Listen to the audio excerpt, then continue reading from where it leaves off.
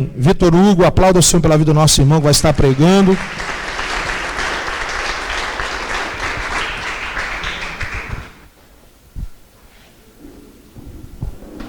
A paz do Senhor, amém?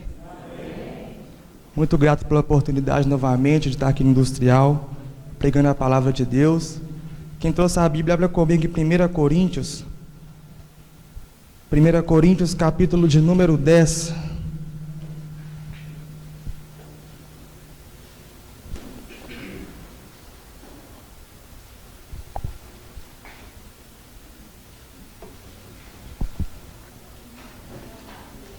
Primeira Coríntios, capítulo de número 10, nós vamos ler alguns versículos.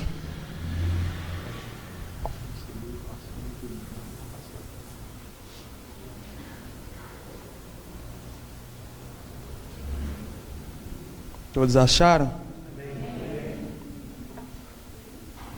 Além disso, irmãos, eu não quero que ignoreis que todos os nossos pais estiveram debaixo da nuvem, e todos passaram pelo mar. E todos foram batizados em Moisés, na nuvem e no mar. E todos comeram do mesmo alimento espiritual.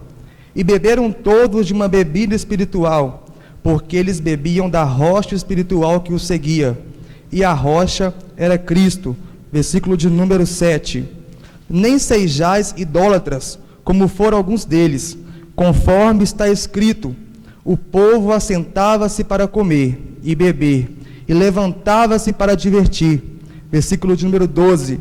Aquele, pois, que pensa estar de pé, cuide para que não caia. Não vos tem sobrevindo tentação, a qual não seja comum aos homens, mas Deus é fiel, o qual não permitirá que sejais tentado acima do que sois capazes, mas também com a tentação fará um caminho para escapar.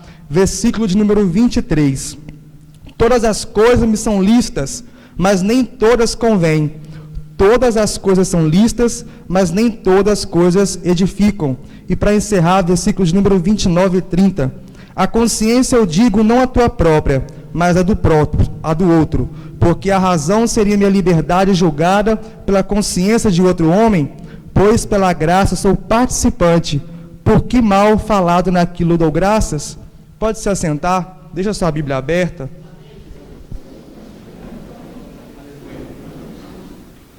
Eu vou tratar os irmãos com o tema de hoje, uma liberdade escravizada. Pode parecer um pouco contraditório, porque aquele que é livre não tem como ser escravo, e aquele que é escravo não tem como ser livre. Mas a Bíblia vai nos dar um exemplo de pessoas que se disseram livres, achavam que eram livres, mas estavam sendo escravizadas. O texto ao qual lemos se encontra em 1 Coríntios, carta escrevida pelo apóstolo Paulo. Paulo vai escrever essa carta quando ele está em Éfeso. Ele chega na cidade de Corinto na sua segunda viagem missionária. Paulo chega naquele lugar e ele decide plantar a igreja de Corinto naquele lugar. Por quê? Corinto era uma cidade muito movimentada, era um centro de comércios. Então muitas pessoas passavam por aquela cidade, muitas pessoas para comprar. E Paulo percebeu que era uma boa oportunidade para as pessoas passarem por ali e ser anunciado o nome de Cristo, ver o nome de Cristo. Porém, há um obstáculo muito grande, porque naquela cidade havia um templo já havia um templo de adoração, já havia um templo onde as pessoas tiravam seu tempo para adorar um certo tipo de Deus ou deusa. Era o templo da deusa Afrodite, que é a deusa do amor. Essa deusa, ela tem um seu templo na cidade de Corinto, e naquele lugar, cerca de centenas de prostitutas iam até o alto do monte, onde ficava o templo da deusa Afrodite, e praticavam imoralidades, praticavam práticas sexuais como forma de culto àquela deusa. Ou seja, Paulo vai enfrentar um grande obstáculo. Por quê? Porque já havia naquela cidade uma cultura, um tipo de culto, um certo tipo de pessoas que entendiam que aquilo era um culto louvável. E Paulo fica cerca de 18 meses na cidade de Corinto. e depois ele vai para a cidade de Éfeso, e na cidade de Éfeso ele vai escrever essa carta aos Coríntios. O interessante é que Corinto, aquela cidade, a geografia é diferente dos tempos de hoje. Há muita diferença de localidade, de cultura, porém os problemas são iguais, os problemas são os mesmos. Parece que Paulo está escrevendo para a igreja universal hoje, para nós. Interessante isso, porque a Bíblia ela é atualizada. Há quanto tempo Paulo escreveu essa carta a esses irmãos? Mas essa carta serve de exemplo para mim e para a sua vida, e com ela conseguimos tirar várias lições. No capítulo de número 10 vai tratar sobre esse tema, uma liberdade escravizada. Eu pedi para você deixar a sua Bíblia aberta, vamos ler alguns versículos novamente. Se nós analisarmos o versículo de número 1 ao versículo de número 4 do capítulo de número 10, Paulo vai fazer aqui uma ilustração. Ele vai usar a ilustração da imagem de Israel. Você conhece o povo israelita, aquele povo que estava preso no Egito, e Deus então envia um homem chamado Moisés. E Moisés, pela missão de Deus, vai até o Egito para libertar aquele povo que viveu anos e anos sendo escravizado pelos egípcios, aquele povo que sofria a escravidão. Eles não eram livres, eles não tinham liberdade nenhuma, porque havia um governo a qual os prendia.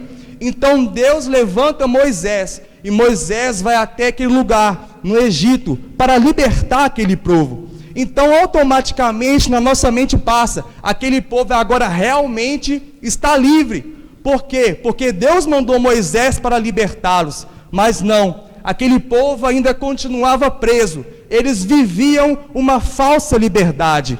Assim também é a nossa realidade nos dias de hoje. Nós, outrora, éramos presos pelo pecado, éramos presos pela condenação, nosso destino era o inferno, nós não tínhamos opção, não tínhamos o que fazer. Mas Deus, pela sua graça, envia o seu único Filho, Jesus Cristo, para salvar a minha e salvar a sua vida. A nossa realidade vai se comparar a esse povo. Por que também? Porque outrora, muitas das vezes, nós achamos que estamos livres, mas ainda estamos presos como aquele povo.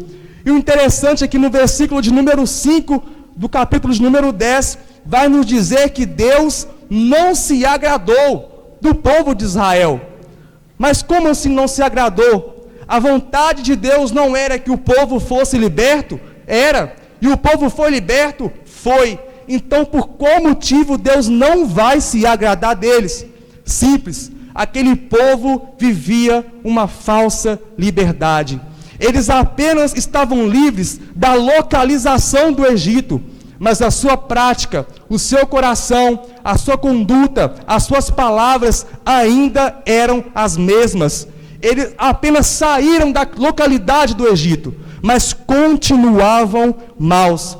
E o interessante é que aquele povo, aquela geração, foram os que mais viram milagres, os que mais participaram dos milagres. Aquele povo viu um mar se abrir, aquele povo viu um maná cair do céu, aquele povo viu rocha, sair água dentro da rocha. Mesmo assim eles eram incrédulos, mesmo assim eles eram blasfemadores. É a prova de que milagres é bom, sim, nós acreditamos neles, mas ele não segura a nossa fé, ele não segura a nossa participação com Cristo na nossa salvação. É importante participarmos de milagres, com certeza. É importante vivermos um milagre, com certeza. Mas esse milagre precisa gerar resultado em nosso coração. O que foi que não aconteceu com aquele povo? Viram tantos milagres, tantas coisas de Deus e não renderam o seu coração. Temos aquela famosa frase que muitos dizem: se Deus fizer isso na minha vida, você pode ter certeza que eu vou começar a frequentar a igreja. Não, se Deus operar nessa área na minha vida, eu vou começar a participar dos cultos. Mas esse não é o Deus da Bíblia. Deus não é um Deus de barganha. Não é um Deus que eu faço algo para Ele fazer algo para mim. E não é um Deus que Ele faz algo para mim fazer algo para Ele. Ele é um Deus soberano. Ele é um Deus grande. Nós precisamos entender que Deus não precisa de mim. Sou eu que preciso de Deus. É eu que necessito de ser salvo. É eu que necessito das obras dele, não ele. No versículo de número 7 vai nos relatar que a igreja de Corinto vivia um principal pecado, que é o pecado da idolatria. Versículo número 7, lê comigo. Nem sejais idólatras, como foram alguns deles, conforme está escrito: o povo assentava-se para comer e para beber, e levantava-se para se divertir. O que Paulo vai dizer aqui é a passagem de Êxodo, capítulo de número 32, do verso 4 ao versículo de número 6. Entenda que Paulo está falando aqui do povo israelita. Ele está dando o exemplo de Israel. No capítulo de número 32 de Êxodo, versículo 4 ao versículo 6, é aonde Moisés vai subir ao Monte Sinai. Naquele lugar, ele tiraria dali as tábuas da lei. Moisés sobe naquele lugar. Mas, lá embaixo, havia o povo de Israel. E eles ficaram um pouco preocupados, porque Moisés não havia descido ainda. Então eles começam a falar: olha, nós não sabemos o que aconteceu com Moisés, não temos notícia deles. Então cada um começa a pegar um pedaço do seu brinco, do seu colar, e começa a fazer uma estátua. E ali forma um bezerro de ouro. E eles começam a adorar, a se encurvar, a se prostrar diante daquele bezerro. E um vira para o outro e diz: olha, escutem, foi este bezerro que nos tirou do Egito. Lembre-se que foi o Deus de Israel que levantou Moisés para tirar aquele povo do Egito. Mas a partir daquele momento, eles esquecem de Deus. Eles esquecem dos milagres que Deus fez e começam a atribuir a glória de Deus para um ídolo. Isso acontece na nossa vida. Quantas vezes Deus nos dá as coisas, faz algo em nossa vida, e nós esquecemos que foi Deus que fez, e damos glória a homens, damos glórias ao nosso mérito mesmo, ou até a outras pessoas, e esquecemos que o real propósito daquilo acontecer foi o próprio Deus. Eu gosto de uma frase de João Calvino, que ele vai dizer o seguinte: o coração do homem é uma fábrica de ídolos. Você entende o que significa a palavra fábrica? Fábrica não é algo que produz apenas um produto e acabou. Uma fábrica, ela vai produzir esse produto constantemente. Todo momento, a cada minuto, está construindo esse produto. É isso que Calvino diz, que em todo momento, em cada minuto, em cada hora, todos os dias, o nosso coração produz um ídolo para adorar. Porque o nosso coração é mau. O nosso coração é conduzido à perversidade, aquilo que não agrada a Deus. E o nosso engano é achar que idolatria é apenas uma estátua que aquele povo criou. Errado. Aquele povo criou um bezerro. Porém, a idolatria é tudo aquilo que toma o lugar de Deus na sua vida. A idolatria pode até ser mesmo o seu casamento, o seu emprego, ou um sonho que você tem, que você coloca isso acima de Deus. Você esquece o seu Deus e a partir desse momento, aquilo é a sua prioridade. Não é Deus mais. E eu te pergunto nessa noite, quantas vezes, só hoje, você criou um ídolo no seu coração? O seu coração criou quantos ídolos somente nessa semana que você nem notou? Coisas que você colocou como prioridade na sua vida.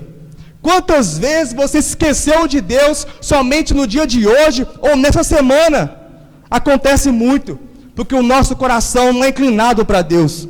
E se não buscarmos a Deus constantemente, todos os dias o nosso coração vai criar um novo ídolo. No versículo de número 12, vai nos relatar o seguinte: aquele, pois, que pensa estar de pé, cuide para que não caia.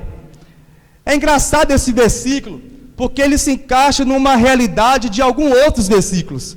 Nós temos alguma mania em nossa cultura cristã de modificar algumas palavras de alguns versículos. Exemplo, Mateus 6,33, que vai dizer: buscai primeiro o reino de Deus e sua justiça, e todas essas coisas vos serão acrescentadas.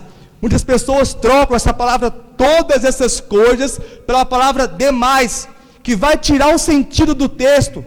Quando a Bíblia diz todas essas coisas, ela vai relatar aquilo que está escrito acima do texto. Quando você fala demais, é o que o seu coração quer, e não o que Deus relata nas suas escrituras. E no versículo de número 12 aqui, é mais um versículo deputado, porque ele vai dizer: aquele, pois, que pensa estar de pé, cuide para que não caia.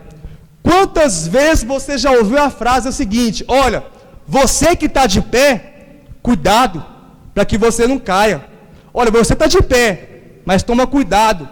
O versículo não vai dizer aquele que está de pé, mas aquele que pensa estar de pé. E esse é o perigo. Pensarmos que estamos em pé. O pior crente desviado é aquele que está desviado dentro da igreja. É aquele que marca o seu culto com o pastor. Aquele que levanta as mãos, chora até ouvir a palavra, mas não muda. Porque muitas das vezes ele pensa que ele está de pé. Ele pensa que está na presença de Deus, mas não está. Aquele que está de pé, você pode ter certeza que em todos os dias ele tem uma vida de oração, ele estuda as escrituras, ele tem uma comunhão com Deus. Mas aquele que pensa, ele apenas criou uma rotina. É normal ele vir para o culto no dia de domingo, virou rotineiro para ele se acostumou com isso. Não é porque ele quer, é porque virou rotineiro. É normal ele participar de uma intercessão porque se acostumou com isso, e não porque ele quer orar, não porque ele quer buscar a presença de Deus. E é isso que o versículo vai dizer. É isso que Paulo está dizendo para a igreja de Corinto: cuidado, vocês que pensam que estão de pé. Algumas versões vão dizer aqueles que julgam estar de pé, mas não aqueles que estão. E eu te pergunto aqui nessa noite: será que você está de pé? Ou você pensa que está de pé? Será que você se acostumou com o sagrado? Se acostumou com vir ao culto? Como está a sua vida lá fora? Como está a sua prática? É assim que vai dizer se você está de pé ou se você está caído. No versículo de número 16 e 19, Paulo vai usar uma ilustração da Santa Ceia. Acompanhe comigo. 16 e 19. O cálice de bênção que nos abençoamos não é a comunhão de sangue de Cristo? O pão que nós partimos não é a comunhão do corpo de Cristo? Porque nós, sendo muitos, somos um só pão e um só corpo, porque todos nós somos participantes de um só pão. Vede, Israel, segundo a carne, não são os que comem os sacrifícios participantes do altar? O que eu digo então? Que o ídolo é alguma coisa que é oferecido em sacrifício a ídolos ou coisa alguma? Deixa eu explicar o que está acontecendo aqui. Paulo vai começar a falar sobre carne sacrificada a ídolos. E ele vai dar uma alerta para aquele povo, para eles tomarem cuidado. Paulo, ele faz questão de enfatizar: vocês são livres, porém a sua liberdade não pode escravizar ninguém. E ele vai dar um exemplo aqui de vida dupla, que você não pode, num domingo ou qualquer outro dia, participar da ceia do Senhor, comer do pão, que é o corpo de Cristo, do cálice, que é o sangue de Cristo, e depois assentar numa mesa para comer carne sacrificada a ídolos. O que Paulo está dizendo: nós não podemos ter uma vida dupla, aonde eu prego uma coisa aqui dentro, eu finjo viver uma coisa aqui dentro, mas lá fora a realidade é outra. Eu sou muito crente dentro da igreja, eu sei a Bíblia, faço até um curso de teologia, sei cantar muito bem, tenho facilidade para manobrar um instrumento, participo da ceia, mas lá fora é outra história. Lá fora minhas práticas são outras.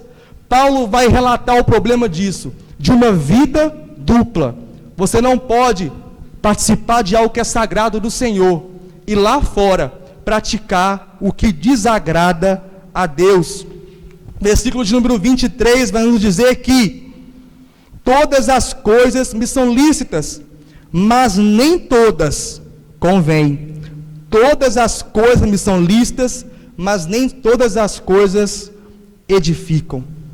Paulo vai dizer o seguinte: olha, você pode fazer o que quiser, você tem a liberdade, porém, se aquilo que você fizer não te edifica, você está sendo apenas mais um escravo. Você está achando que está sendo livre, mas não está sendo livre. A sua realidade está sendo daquele povo israelita, onde saiu apenas da localização, mas continua escravo, continua dependente dessas práticas, coisas que não agradam a Deus, coisas que não edificam. Muitas das coisas parecem para nós, aqui eu não vejo pecado, aqui eu não vejo problema, mas a pergunta não é se você vê um problema, é se edifica.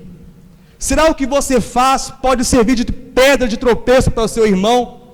Será que alguém pode ver certa conduta em você e, a partir daquele momento, ser um escravo? Por causa da sua liberdade?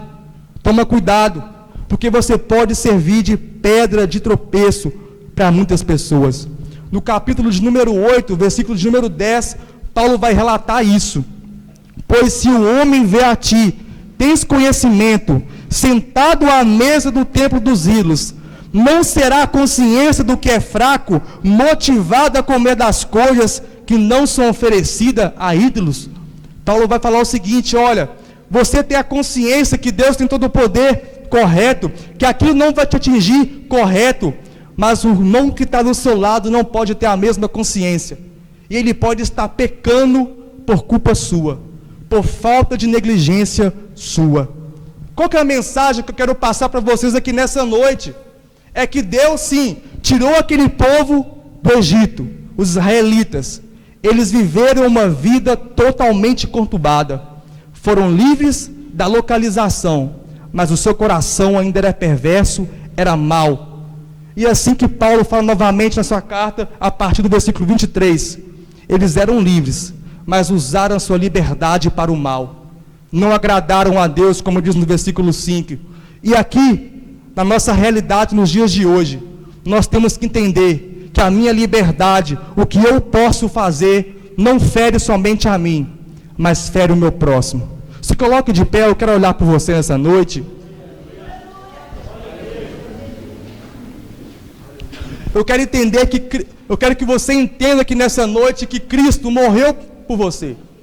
Cristo deu a vida para que você tenha liberdade em Cristo. Porém, essa liberdade sua não pode servir de condenação para o seu próximo. Aprenda a usar a sua liberdade, aprenda a usar o seu testemunho de vida para glorificar a Deus. Feche os seus olhos. Pai, em nome de Jesus Cristo, eu quero colocar diante do Senhor cada vida aqui nessa noite, meu Pai. Pai, eu não sei o que cada um passa, eu não sei as dificuldades, não sei os problemas, não sei o que vem na mente de cada pessoa, mas o Senhor sabe, meu Pai. Que o Senhor possa dar sabedoria, discernimento, para que eles possam entender que a liberdade, meu Pai, não pode servir de pedra de tropeço para alguém, Senhor. E, Senhor, que não vivemos de máscara aqui dentro, uma falsa liberdade, aonde estamos sendo escravizados todos os dias pelo pecado. Nos dê a real liberdade, livres no Senhor, livres do pecado, livres da condenação, meu Pai, em nome de Jesus Cristo.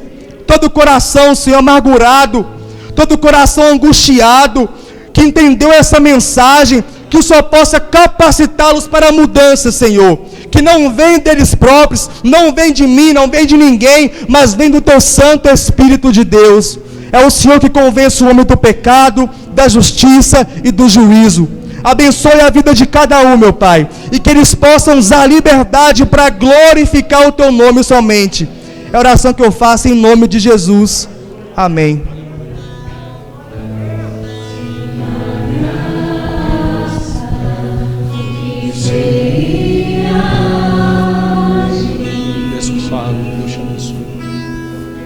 Adore o Senhor no seu lugar.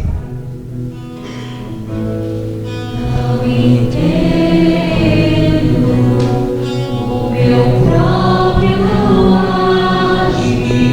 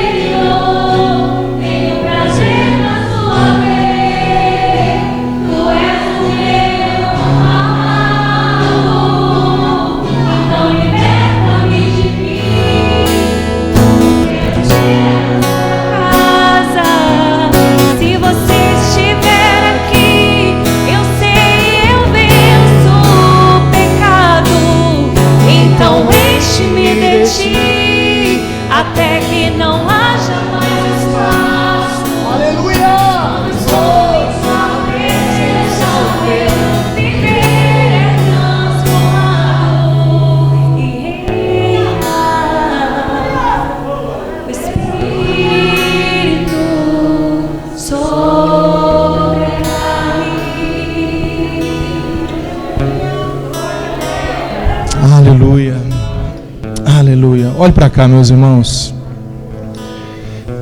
Tem um livro, preste atenção nisso. Tem um livro, um romance, se chama O Conde de Monte Cristo. Inclusive tem um filme que é fabuloso. Para pegar um detalhe dessa história, o protagonista da história está preso, condenado à morte. E ele está preso e a cela ao lado dele é um padre. E ele fura um buraco, cai na cela desse padre, os dois começam a conversar. E o desejo dele é fugir daquela prisão. E um dia o padre, cavando com ele, faz uma pergunta para ele: quando você fugir daqui, sair da prisão, o que você vai fazer? Ele diz assim: a primeira coisa que eu vou fazer é vingar daqueles que me mandaram para essa prisão. O padre diz para ele: não, você vai sair de uma prisão e vai entrar em outra.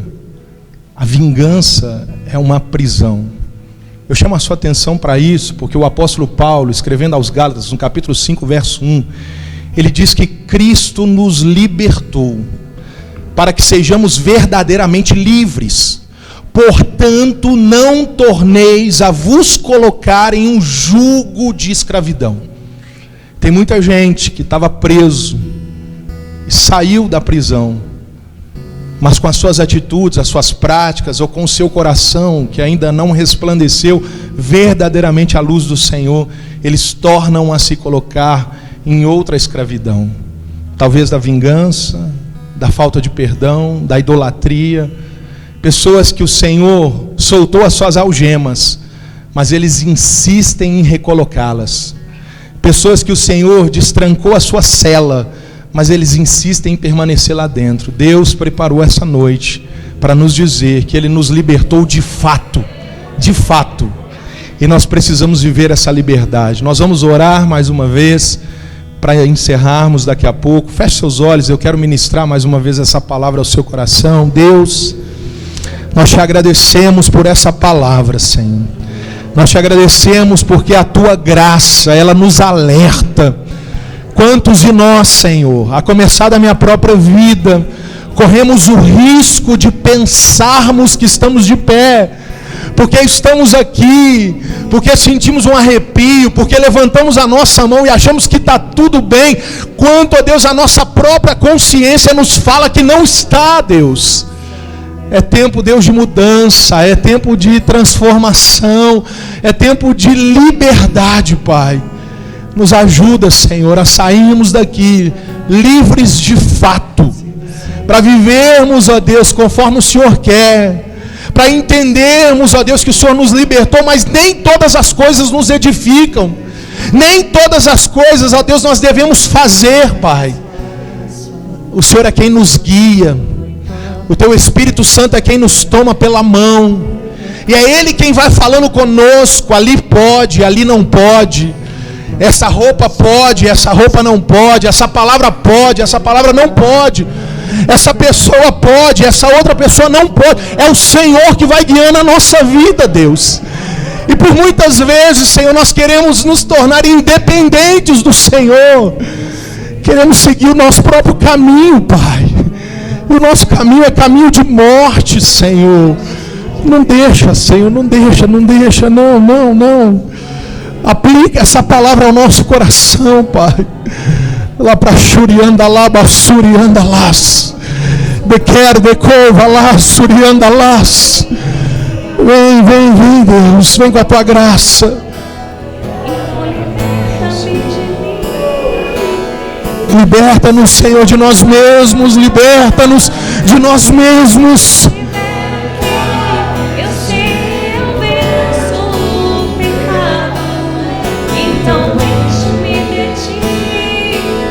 Até que não haja mais espaço. Até que não haja mais espaço. Mais de Deus, mais de Deus. Menos de nós, menos de nós. Oh, Senhor. Oh, Espírito, Espírito. Se você estiver aqui, eu sei, eu penso. Você pode aplaudir o Senhor no seu lugar.